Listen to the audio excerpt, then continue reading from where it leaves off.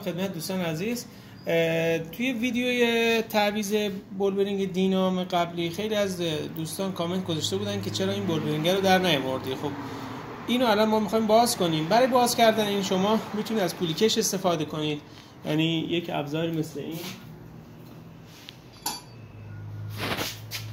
یه پولیکش میتونید استفاده کنید که البته سایز کوچیک، سایزی که مربوط به این باشه، و یا با دو تا دونه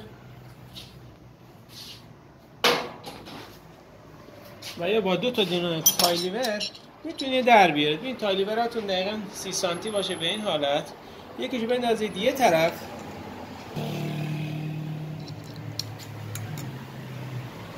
خب ببینید شما میتونید یکی از این پره‌ها رو از اینجا صاف کنید، یه مقداری صافش کنید، بعد برش میگردونید و یکی اینجا میخوره، یکی هم میتونید اینجا، شاید هم حتی بیشتر نیاز بشه که نیاز. این دوتا رو صاف کردید. تایلیور این قسمتش که یک کمی زاویه داره و این قسمت، فقط مواظب کلکتوره باشید، از اینجا بزنید بعد یه دفعه فشار بیارید.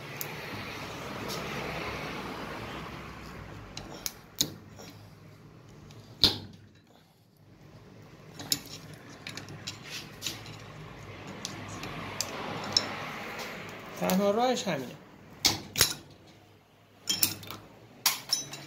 خب قشنگ این در اومد، با اینکه خیلی سخت هم هست، میدونم خیلی هم مشکل دارن باز کردن این.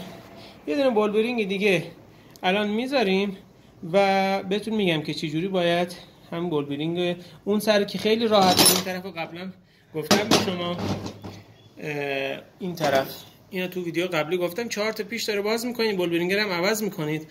فقط این یه دونه هست که خیلی از دوستان مشکل داشتن تو این هم اینجوری باز کردیم. یه دونه بولبرینگ الان میندازیم روش، دوباره ادامه فیلمو میگیریم. خب ببینید یه بولبرینگ اینجا هست ته دینامه که یه 4 تا پیش داره. این 4 تا پیشه رو که باز کنید این راحت در میاد. حالا اگرم در نمیاد میتونید با چیز ضربه چیزی بزنید اینو در بیارید.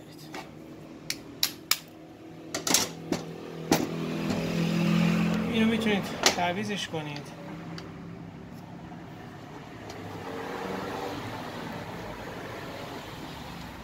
چهار تا پیش داره، 4 تاشو ببندید.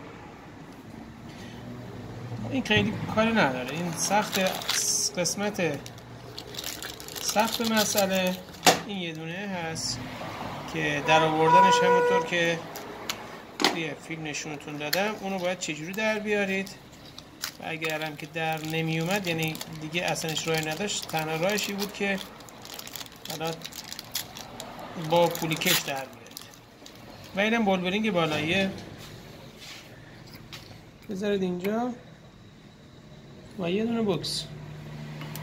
فقط مراقب باشید بوکستون اندازه باشه، یعنی نه روی خود بولبرینگ ضربه نخوره، دقیقا رو خود وسطیه. آروم ضربه بزنید.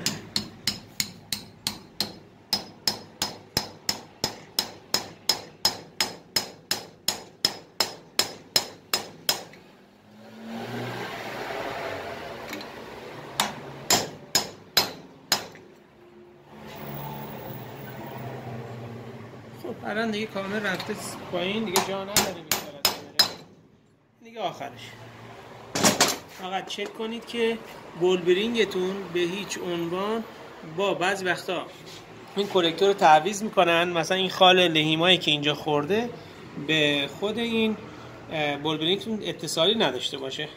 کلا همین بود و باقی کارش هم که تو اون ویدیو قبلی من توضیح بهتون دادم. موفق و مایت باشید.